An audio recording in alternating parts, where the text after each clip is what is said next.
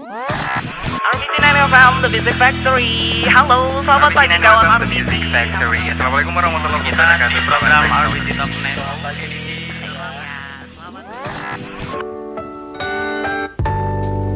RBT 90 FM The Music Factory. Kawan RBT, kita masih bersama di RBT Talk 90 Special Edition untuk hari Kamis 5 September 2019. Dan tanpa terasa kita sudah hampir 1 jam berbincang ya dengan anggota DPRD terpilih untuk periode 2019-2024. Masih bersama Pak Yuda dan juga Pak Hamdani. Kita ke sesi terakhir nih Pak, ke pertanyaan terakhir kayaknya. Singkat saja Pak. Siap. Ini ke Pak Hamdani dulu lah. Pandangan Bapak sendiri terkait opini masyarakat mayoritas sih Pak yang tidak percaya lagi dengan janji-janji anggota legislatif. Wow. Terus nanti Pak terakhirnya upayanya gimana nih Pak? Oke. Silakan Pak. Baik. Pertama memang ini harus disurvei dulu secara ilmiah. Apakah betul ini mayoritas Oke. kan? Nah, apakah klaim ini aja?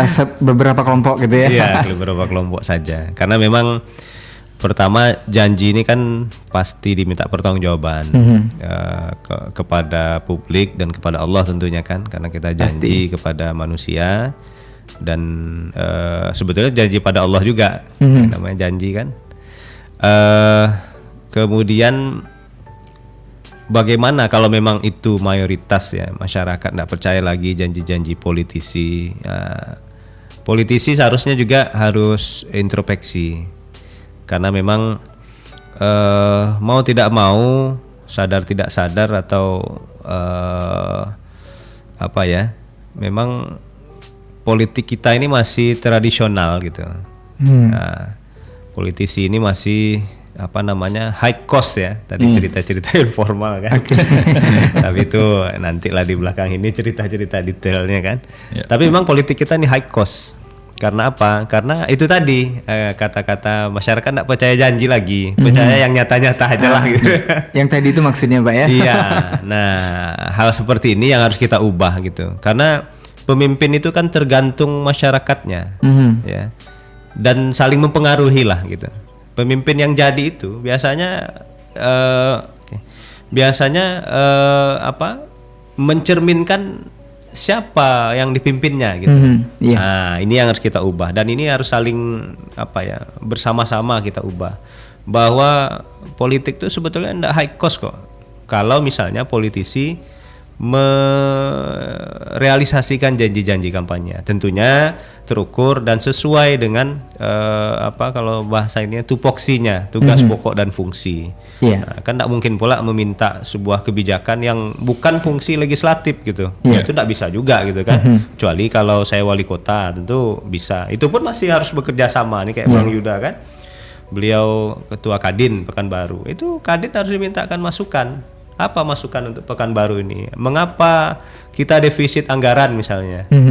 Mengapa ini tidak seperti yang divisikan ya, Smart City dan Madani? Ini harus seluruh pihak terkait pemangku kebijakan ini harus stakeholder semuanya harus semua harus ikut untuk membangun Pekanbaru ini, dan itu dimulai dari pemimpin. Pemimpin di eksekutif, di legislatif. Nah, kembali ke pertanyaan tadi tentang ketidakpercayaan masyarakat. Nah, ini harus dikembalikan ya kepercayaan masyarakat bahwa tidak seluruh politisi itu seperti itu gitu. Ya, ada janjinya itu kan, tidak semua. Itu laki-laki Pak. Laki-laki ya, bukan politisi ya. Diam-diam penyanyi juga. Apa kita tes nanti Pak? Ya, enggak pandai saya. Ya, jadi itu. Jadi tidak semua politisi seperti itu gitu. Ya. Masih ada ya orang-orang yang memang memiliki visi yang jernih gitu, memiliki cara-cara yang juga memang betul-betul seharusnya seperti itu gitu. Ya, tidak seperti sekarang yang high cost ya, kemudian transaksional gitu segala macam. Karena ini berbahaya, ini bom waktu yang akan menghancurkan republik ini gitu. Iya kan? Kalaulah orang jadi itu karena membeli suara dan lain sebagainya, nanti tentu dia akan berbalik. Berpikir balik modal dan segala macam. Ini mungkin sudah sering lah dibahas ya. Tapi ini realitas yang harus kita ubah gitu. Nah, ini peran pemimpin itu tadi. Saya pikir Bang Yuyun juga sepakat ini kan. Kita harus mengubah ini karena ini tugas pemimpin ya di legislatif ataupun eksekutif gitu. Nah, ya tentu mengubahnya perlahan karena kebiasaan ini sudah lama gitu. Ya, mengubah kebiasaan yang sudah lama ini butuh proses. Nah, tapi harus dimulai. Harus dimulai. Nah, dari itu. Jadi nanti publik akan percaya bahwa ini memang politisi ini betul dia memang akan memperjuangkan kita, bukan menjual kita dalam tanda kutip ya. Nah, ini harus clear ke masyarakat. Ya, kalau saya dan kami di PKS itu menjual itu ide gagasan, kemudian kita akan siap perjuangkan masyarakat. Nah, ini yang kalau kita seperti itu ditanamkan memang seperti itu. Bahkan dari proses rekrutmen saja itu sudah dimulai. Alhamdulillah kita di PKS, saya 3 kali nih dicalonkan ya. Kalau saya di PKS itu tidak mencalonkan diri, tapi dicalonkan. Itu 1% pun partai tidak ada minta ke kita. 1% pun. Bahkan dulu pernah 5 tahun lalu ya, periode yang lalu itu untuk pemeriksaan kan kemarin ada syarat-syarat ya, pemeriksaan RSJ segala macam gitu. Kita gila apa enggak gitu kan. Tidaknya ini politisi gila jabatan apa enggak gitu kan. Nah, itu kan ada suratnya kan. Itu bahkan dibiayai partai gitu. Partai lain saya enggak tahu karena dapurnya kan beda gitu kan. Saya membicarakan PKS. Di PKS insya Allah tidak ada yang seperti itu gitu. Jadi artinya apa? Dia berjanji ke masyarakat, nanti setelah jadi kembali ke masyarakat. Tunaikan janji-janjinya. Ya, dan kita kalau bahasa kita itu jangan sampai membeli suara masyarakat. Karena itu ya pembelajaran politik kan salah satu fungsi politik itu, partai politik kan edukasi politik bagi masyarakat. Kalau kita sampai berbuat seperti itu, kita mengedukasi yang tidak baik. Nah, jadi lingkaran setan ini akan terus terjadi. Nah, sementara kita katanya mau membuat perubahan gitu kan, ke arah perbaikan.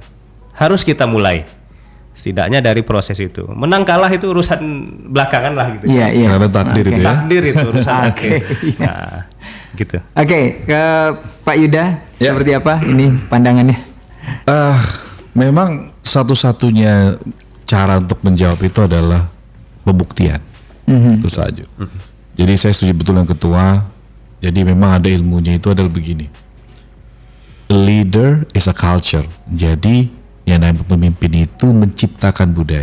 Jadi budaya sekarang ini terjadi itu adalah memang ciptaan pemimpinnya.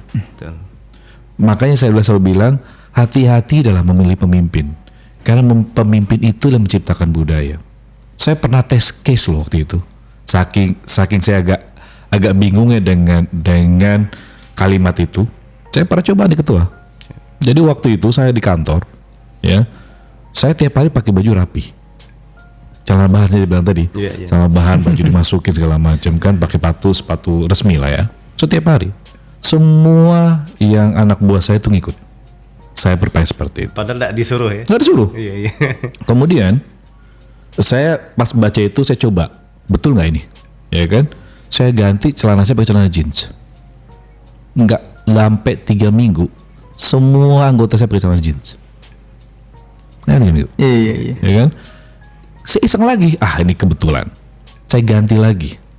Besoknya sepatu tuh saya ganti dengan sepatu biasa, sepatu pantofel biasa tanpa kaos kaki. 2 minggu aja nggak sampai, semua ngikut. Ikut. Hati-hati, saya bilang tadi. Oh ini benar. Jadi yang namanya di bawah itu pasti akan melihat pemimpinnya seperti apa, dia akan mencontoh. Seperti itu. Makanya ada kalimat itu keluar. Itu kalimat itu keluar tuh sudah puluhan tahun yang lalu loh. Leader is a culture. Jadi pemimpin itu menciptakan budaya. Padahal budaya padahal budaya itu sendiri untuk merubahnya itu prosesnya panjang. Ya. Nah, memang kuncinya di pemimpinnya. Betul kata ketua tadi. Ya kan? Nah, bagaimana kita menciptakan budaya baik dalam berpolitik? Bagaimana kita bisa membuktikan apa yang telah kita janjikan itu kepada publik masyarakat, ya kan? Kita harus menciptakan, kita to be a good leader dulu deh. Ya kan, dari diri sendiri dulu diperbaiki. Kalau itu udah benar, ngikut sendiri tuh insya Allah secara organik. Jadi nggak perlu macam-macam sebetulnya. Ya, Jadi banyak hal-hal yang sifatnya masalah, problem solve itu gampang. Ada yang menarik nih. Ini saya sedikit cerita nih, Ketua. Jadi ada ilmu menarik saya dapat itu. Ada suatu daerah sering demo, rusuh kalau demo, gitu kan. Nah, dipanggil itu orangnya apa? Bukan orang ahli ini, enggak. Orang apa? Orang ahli ini, apa namanya, budaya. Bingung kan, apa hubungannya budaya dengan tong demo? Betul kan? Kemudian dia perhatiin aja waktu demo. Kemudian waktu demo, ada demo lagi berikutnya, dia perintahkan sebelum demo berjalan, kan ada surat izinnya kan? Perintahkan semua tukang jajan dan minuman itu gak boleh dekat radius 5 km. Secara 5 km, tukang makan dan minuman tuh gak boleh situ. Ya kan? Waktu demo, ya kan? Siang-siang kepanasan, bingung mereka cari makanan minuman. Akhirnya bubar sendiri. Nggak perlu pakai gas air mata, nggak perlu kekerasan. Itu aku bilang tadi, banyak solve the problemnya itu, menyelesaikan masalah itu sebenarnya sederhana. Ya kan? Nah itu harus dimulai dari pemimpinnya dulu deh. Gitu. Jadi cara untuk menjawab tadi pertanyaan adalah nggak ada cara lain, hanya membuktikan. Karena apa? Ini sudah menjadi budaya sebelumnya. Dan melawan arus itu sulit, benar. Sulit sekali.